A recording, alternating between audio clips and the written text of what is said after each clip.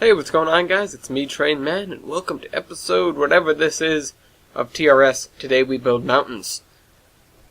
I know that's really nothing new, but it doesn't matter because today we're building mountains. Now, what's funny is something that I have to point out right away is that I was making this, or I was, building mountains and crap. That's what I do. I'm a mountain builder, among other things. Ladies. But mountains. I build mountains, working on mountains. I was building the mountains. This is what I was trying to talk about a second ago. I was building the mountains. And I was building them at normal speed, of course, because, time passes for most people at 1 second per second. And I was building them at normal speed. And I'm going, man, why does it feel like it's taken so long? And then I realized that my perception of how long it's supposed to take had suddenly become based upon what you're watching right now, the 2.5x speed. So I was trying to rush back and forth and do the stuff like, man, why am I doing this so slow? And then, I'm not. I'm doing it normal speed. What the hell am I thinking? Anyways, we make some decisions in this episode, some pretty significant ones. One of them that's probably the most important actually comes into play probably about midway through the episode, and that is regarding the empty space between the areas. Now, I did originally state that I wanted to have all the areas filled in and basically have this thing be one big block that the paper map represents that's sitting in front of me. And originally I was figuring, well, I'll build what I need to first, and then I'll build what attaches to that later. And then as I was building this section, it occurred to me that I don't want to have these weird jagged edges. I don't want to have these areas that cut off, or areas that are kind of ambiguous about what would go there, or make it tough for me to attach spline points and stuff like that. So what I did was I actually filled in a little bit, and then I started to put a mountain there. And that kind of led to me thinking, well, why don't I just fill the rest of this in, fiddle away, do the mountains, whatever, and then come back to working on other stuff later. And, I mean, that's kind of feasible, but only really in this situation, because this is the first situation so far where we've actually boxed something in. And what I mean, of course, is that I have the area around that's bounded to the north by this narrow gauge branch, to the south by the Susquehanna branch, to the east by the 2-foot gauge branch as well, and Skyfall Ridge and the like, and to the west by Tardis Pass. And so it's a unique situation where I'm going, well, we have all this stuff on each side, why don't we just, not worry about the stuff later and just get it done now? And that's what I end up doing. So I'm just flying back and forth here, really, just kind of taking a look at things, making sure everything checks out. Once again, Archero is probably the town I'm the proudest of in terms of looks, minus buildings, of course, so far, and really terrain. But the lead-in to Archero, the area that I finish up this episode, is probably going to look really good once we're done doing all the decoration. Now, shout out to me calling out TJ on the really spiky rails and the hanging high above a canyon floor and stuff like that. This is my way to counter that. So I build in my base here. I know the railway is going to go up from here, but I make this, and it's bigger than it needs to be for a reason. Just so that I had a lot of flexibility in terms of where I wanted the rails to go. But this is where I build my baseline, because I know I'm not going to get any lower than this, but it prevents me from having to deal with very tall spline points, where I might not be able to see the tracks from the spline point, and therefore not be able to gauge how tall it is. Of course, the existence of the map view and the gradients on the map view kind of negates that a little bit, but it's still immensely helpful to be able to see what you're doing in real time. So I am cranking this out, and the grades are not great. They're 3.0 generally. They're hanging around there between 2.5 and 3. but it's not bad considering the rest of the map. A large majority of the map and a large amount of the journey up to Susquehanna and up to Caps Junction is a very high in gradient, and it's not like the El Dorado Canyon problem, where I decided to flatten a part out and now I'm paying for that through the nose. It's just that the railway there goes up so fast that it's just, illogical, or it's rather impossible to make the gradients any lower. And trust me, I tried. From Susquehanna to Caps Junction is a pretty steady 3 or 4%. And yeah, it's bad, but no, I can't do much about it without making any sort of wonky turns and changes and stuff. And I kind of had mapped out where the railway was going anyways. Anyways, right now wouldn't be the time to screw with that anyways, because we already have the terrain in place. I know some areas are going to need redoing. One of these is El Dorado Canyon, and of course Tamaros, which I may or may not have mentioned that I have a plan for Tamaros and what it's going to look like in the future when we redo it. And I'll try and keep that plan around for as long as physically possible, until I inevitably lose it and have to start from scratch again, because Tamaros is a project for the very distant future, unless someone advocates for me to fix it right now. Even so, if that's part of what goes up for vote, I'm still going to take any votes for it with a grain of salt, because I'm not quite in the mood to redo what I've done yet. But I will eventually. I'm sure the time will come. So, I get into some tight spots over here with how I'm trying to connect things. I mean, we've done a lot of the easy stuff, so we're left with some of the awkward parts. And I was lucky that I blended really well the hill with spline points to the hill without spline points. And therefore, I'm not having to worry too much about how this stuff is going to match up with the other stuff. It's just kind of all turning out decent. Not great, but decent. We've had worse. And, of course, the biggest trouble right now, which I may not attend to right now, because we're not doing this section in hour gauge yet, is what the mountain on the other side of this is going to look like. And once again, I might ignore that for the time being, because I want to finish up with the terraining in Arturo, the Arturo to Tamaros section, and kind of get on with the texturing, which, takes just about as long anyways, and is kind of a pain in the butt.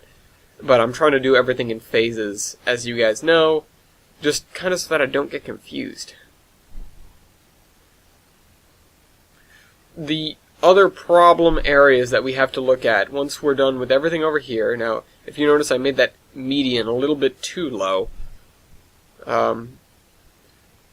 The other things we have to worry about are over to the south of that mountain, of the big mountain we're working on. I don't know what's going to be there. In fact, I haven't really given much thought to it yet, because the mountain that's sitting there and the area that's sitting there is kind of prohibitive of adding anything onto it, and that's kind of why I'm trying to block in areas that don't have anything yet and fill them in, and then kind of terrain them in one fell swoop. That way we don't have to worry about these awkward edges. And then I had to fix that. And I go with a few techniques here. I keep doing the weird splitting down the middle of that, splitting down the middle of that until I'm done thing, even though it's probably not the most effective. I still don't know why I'm doing it, but that's just precisely what I am doing. But, we do it, it's a piece at a time. It's a piece at a time. Don't have to worry about it very much, just kind of working on it. If I start to do one giant swath, then I'm liable to screw up along the way. This gives me some sort of intermediary points to realize that I'm doing something wrong. I suppose that's my reasoning, and I'm sure I've said it before. But on the back end of this track, yeah, nothing's there yet. Probably not anything is going to be there for a little while, at least until we decide to do Arturo to Hapston Cliffs, which, speaking of grades, that is an ascent of 300 feet. The track is, you have some space, and the track in the plan on the map is kind of a weaver. It goes back and forth, and back, and then goes over itself, and then ends at Hapston Cliffs. But it's still going to be pretty torturous. I have to remember that one of the big problems, or one of the big things about Hapston Cliffs, rather, is the fact that it is Hapston Cliffs. It's one of the only areas with a very defining terrain feature, and in fact, I'm pretty sure one of the only ones where the feature is in the name. The other one is probably Loch's Dam or Scrag Cap. Those are the only other two that I can see here. I mean, Port Charles and Galgora are, well, they're spoken for. I can't really count them in that because they're port cities. Anyways, they kind of have to have the ocean. I mean, yeah, we have the rivers on the map and yada yada, but those aren't necessarily directly connected to a town. As I've noted, Arturo was not supposed to have any sort of water features. And now it has one of the biggest ones on the map. Just because I thought I needed something to fill in the space. And yeah, it probably turned out pretty well. I am slowly coming up with a solution as to how to work with the rivers that are, the two rivers that are running, that cut through, actually 3 rivers technically. The third one probably isn't going to go very far before it hits the Arturo River, I guess is what we could call it. We don't have a name for it yet. But the river that runs through the Great Arturo Swamp and then runs up to Kapst, which has a lake next to it. Although, on the map it's next to it, it might not necessarily be next to it. But we're going to say it's next to it. By the way, just need to put this out here right now. Didn't think of it too much before, but somebody at the New England, Berkshire, and Western, the Railroad Club, pointed it out to me as we were discussing logging railroads, and pointed out that, as I was discussing the Tamaros Van and Anaconda specifically, pointed out that that logging railroads tend to go from one stand of trees to the next, and just kind of carve a haphazard path through the forest. And yeah, that's completely true. So it explains why we've gotten so far, why Alderston is kind of out in the middle of nowhere. Of course, that means the Scrag Forest, which is pretty much the southeast quarter of the map, is just all the Scrag Forest, will be pretty much cut almost entirely, as far as trees are concerned, from Modico all the way to Alderston. So that means we're going to have a lot of dead trees, a lot of tree stumps. It might not necessarily be the case next to that, but maybe, like so many other things, it might be sitting in a valley, and therefore the only good trees are the ones that are right there.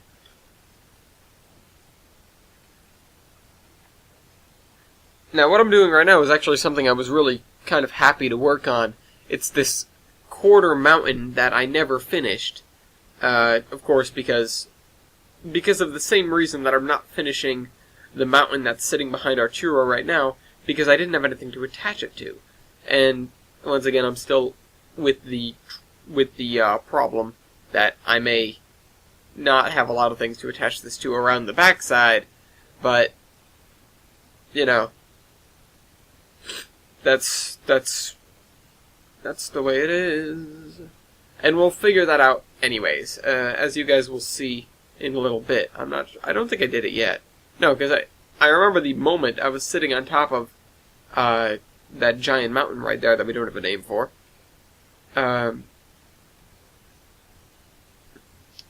And just went, why is this looking so weird? I should put it back on it so that I can connect it to the other side. Because I realized that the pinnacle of the mountain is connected to the 2-foot gauge by no uncertain terms. We've got pretty much straight line sort of slopes, at least that's what I build, straight line slopes from the 2-foot gauge up to the peak of that mountain, which, doesn't turn out bad looking either.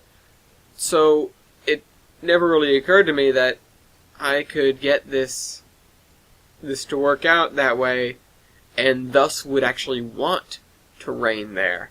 And of course, now it makes sense to do that instead of doing the bits on either side and making more work for myself in the long run. At any rate, though, this mountain turns out great. I like how this mountain turned out. I don't like, however, how I wasn't smart enough to fill in that area around the bottom, and therefore am dealing with very uneven area to put my spline points on, because I was too stubborn to go and fix it at the last minute. No idea why. But this was probably one of the more entertaining parts of my day, I'll be honest, in terms of actually building the railroad. Just because it's something that I've been staring at for so long and going, man, it's not done yet, but it'll get done, and now it's done. Like, now I'm proud of myself because it's finished, and it doesn't look half bad.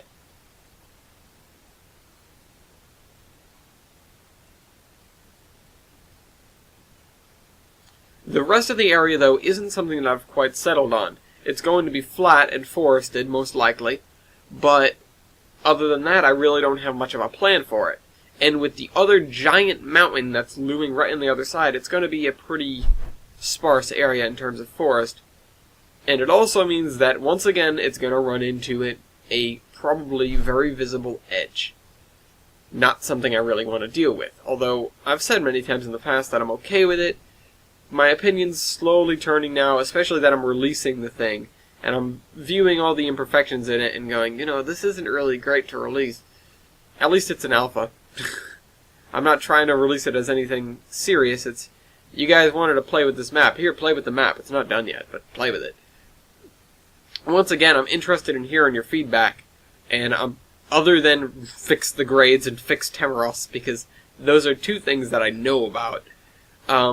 Any ideas, suggestions, any sort of that stuff, I know you guys have been, you guys haven't held your tongue in that category before, but now that you've got your hands on the map, you can get a little bit more intimate in your suggestions, because you can actually look around every corner and see where stuff is.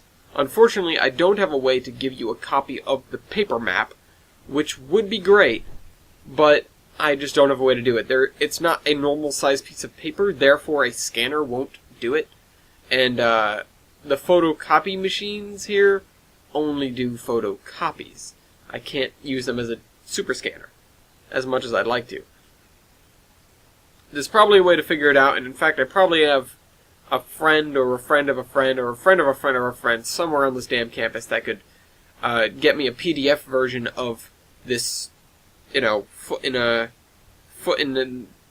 then some by 8.5 paper.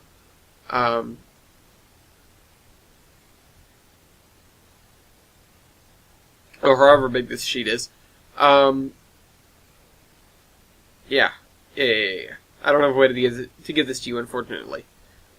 I will say, though, the way I was explaining this to the guy at the NEB&W, his name is Tom, by the way, he's a great guy, was about the way the map is aligned, and it's not aligned per se, but just how it is. And that is how we have the arteries of standard gauge that are just interconnected by a web of narrow gauge. And then even the narrow gauge itself is interlaced by occasional 2-foot gauge that, runs everywhere willy-nilly and, is kind of tenuous at best in a lot of cases. We've got lines from Ollerston to Embywin.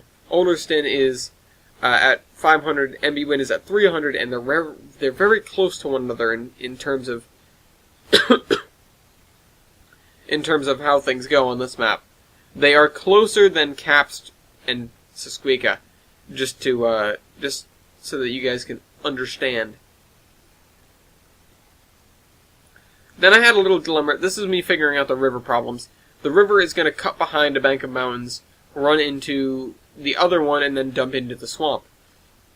How it's going to do that, though, is a little bit trickier because we've got this 2-foot gauge and we already made a reason for it to go over that little pass and subsequently into the swamp. So, I don't know.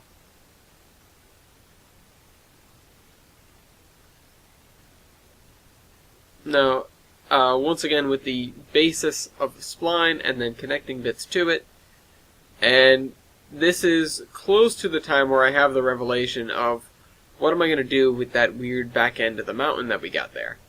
Also, we've got this big, and now it's very large and it's semi-flat, and it's actually not bad in terms of the way it looks. In fact, I think it looks rather good. The kind of triangular area between this giant mountain, the 2-foot gauge, and Arturo. Discounting the missing mountain, and the fact that it doesn't have any textures, and the terrain can be a little bit wonky in places, because I'm not really sure where the water was, where I was thinking the water was supposed to be flowing, but I obviously wasn't paying very good attention to where the water was supposed to be flowing.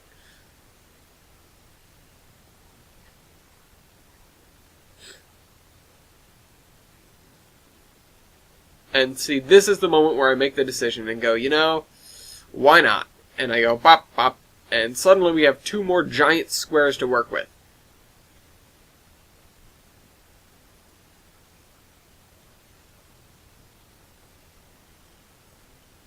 So, I come over here, and once again, I'm looking at those other 6 squares and going, should I fill those in and finish them?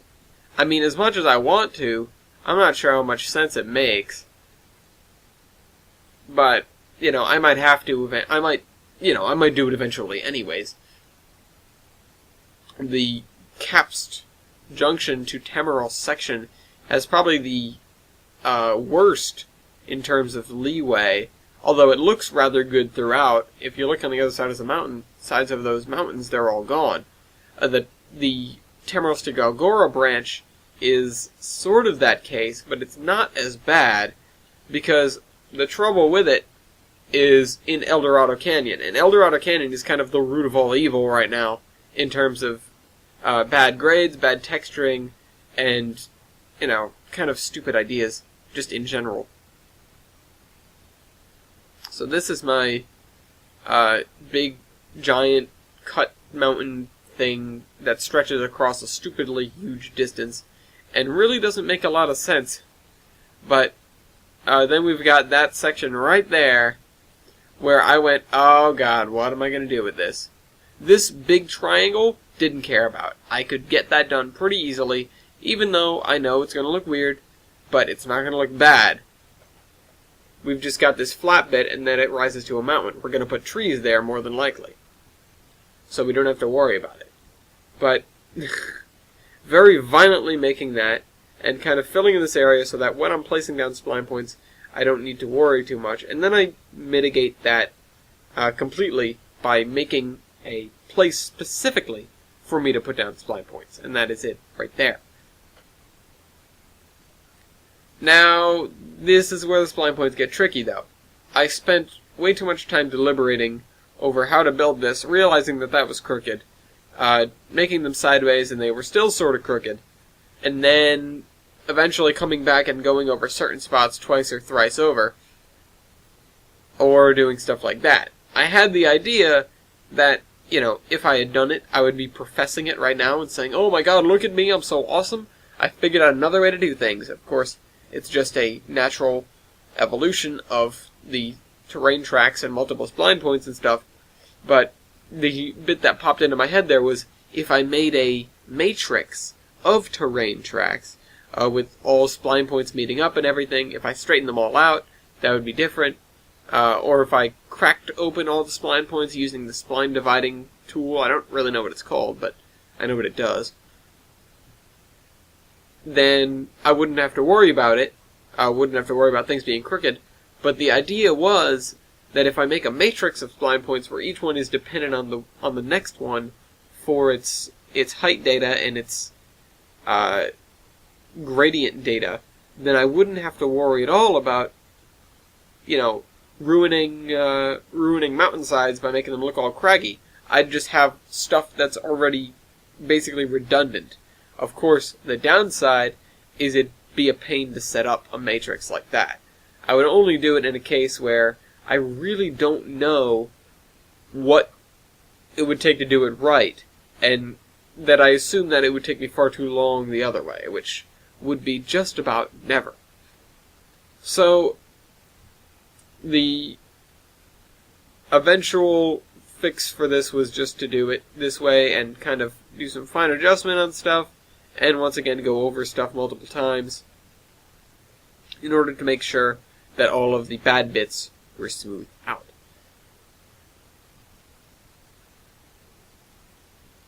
We've got, I'm touching up this area because it's a little bit mullered. I could probably fix it with more terrain tracks, but I opted not to do that. Not entirely sure why, but it's just what I opted to do in the end. And then it ends up that I can ditch this procedure entirely on the other parts of the mountain, because we don't have anything curved to worry about. Straight lines are just so much easier.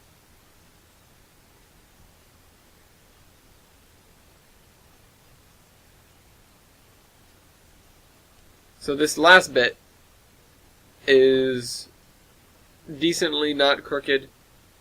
I don't know, I'm running out of words.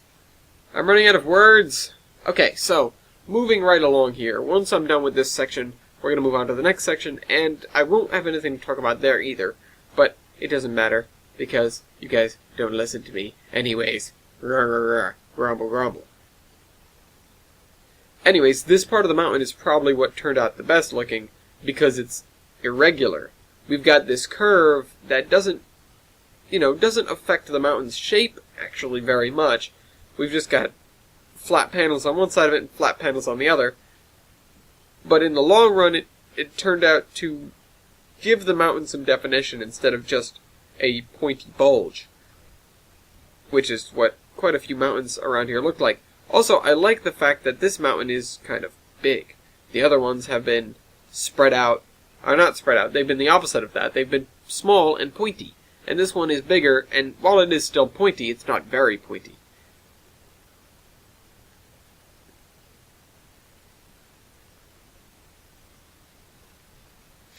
So I'm really not sure what I'm looking at here. I think I had another bout with, should I fill that in and work on it? I'm not really sure if I want to right now. It's probably something it is definitely something I will do eventually. But I'm not sure if I need to do it right now. I definitely didn't need to do it this episode, but in coming episodes it might become necessary as I move back towards Temeros with my efforts, and thus start filling in areas of mountain which are defined in part by the spaces that we don't have yet. Once again, if you want the best example of this, it's what I just did. I had to fill that in so I could string stuff all the way across and make that mountain slope consistent, and not worry at all about how things were going to look in the end.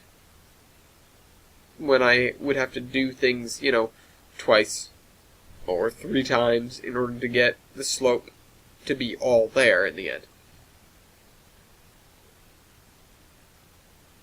Now, I would have stretched this out all the way to the narrow gauge, probably, but I'd already created a flat section there and wasn't going to overrule that, so it created an odd sort of corner that the mountain has.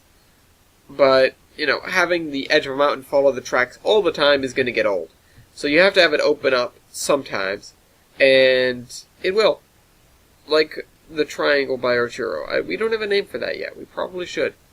It's the swamp approach, sort of. It's where the swamp gets the sediment. I don't know. I don't know how swamps work. I don't really need to, I don't think. Either way, it's just the head end of the swamp. We've got a little stream that flows down from the convergence of the mountains.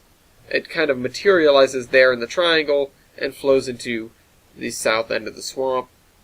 And yeah, there are rodents of unusual size. Fire swamp. Anyways, we've got this thing here. Did I not? No, I totally... Oh. Oh, I'm just dumb. I'm sorry. So, hitting half an hour here, still working on this mountain. Don't actually work on too much L's. In fact, I think this section is one of the last things we do. I remember the podcast ended while I was working on that square over there, I'm pretty sure. So, it was kind of me going, time to wrap this up. I could have gone longer, cut this into 2, and then, yada yada. But, while I want to get a week ahead, I'm not sure how feasible that is when I have to wait for you guys' response on the episode that ends with the 2 each time, and then make that for the 3. But, of course, I could ask you guys about it on the 1, work on whatever I need to polish it off on the 2, and then, come out on the 3, and then hand you guys the alpha of the map for that area. I don't know. I'm not sure that's what I want to do. I'm still on the fence about how I'm going to run the alpha thing. Maybe it's every time I'm done with an area, I'll hand it. Oh, I did this. So where do you think this guy is going to come out? Came out on the approach to the canyon. I honestly could have just deleted it from the other end, but I really wanted to know. I was kind of curious as to what the hell that thing decided to attach to that was so far away, yet still within sort of line of sight. Sort of.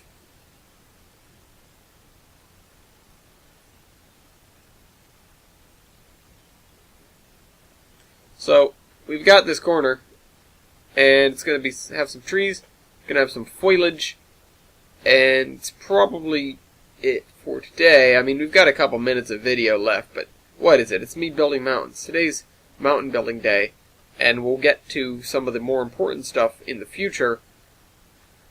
Just be thankful you don't have to watch me do this at regular speed, because, God, that'd be terrible. I wouldn't subject you guys to that. I don't know how I did it in the past. Well, I did it with some cuts and some funny voices, if you guys recall.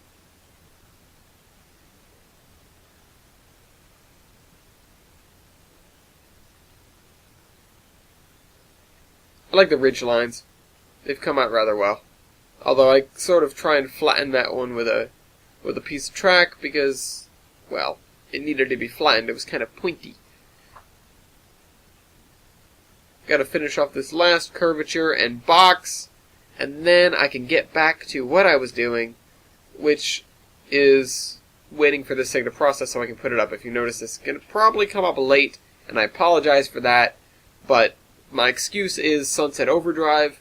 No, I didn't get it. My roommate did. And I wasn't going to record the voiceover while he was playing Sunset Overdrive in the background, because as much as I'd like to, promote Sunset Overdrive in the background of my game, go buy an Xbox One with Sunset Overdrive, because my God, that game is just silly, stupid, awesome, funny. I was sitting here doing the actual work and hearing the crap in the background over the Rooster Teeth podcast that I was already listening to and laughing at, which, by the way, is not as bad as last week's, but it's not much better. In a good sort of bad way. And I was just friggin' laughing. And he's telling me all the weapons he's getting and everything. And that's pretty much it for me today. So, I hope you guys enjoyed this video. And I'll see you lot next week. I just scan around for a little bit, but I'll cut the voiceover in just a second. One more important thing that I do is kind of flatten that out there, and that's the only important part of it that I can do. Once I get any farther, I'm going to start overwriting that. So, I realize I missed a terrain track, fix that, and then I'll see you guys next week. Remember to post stuff in the comments. Trainman out.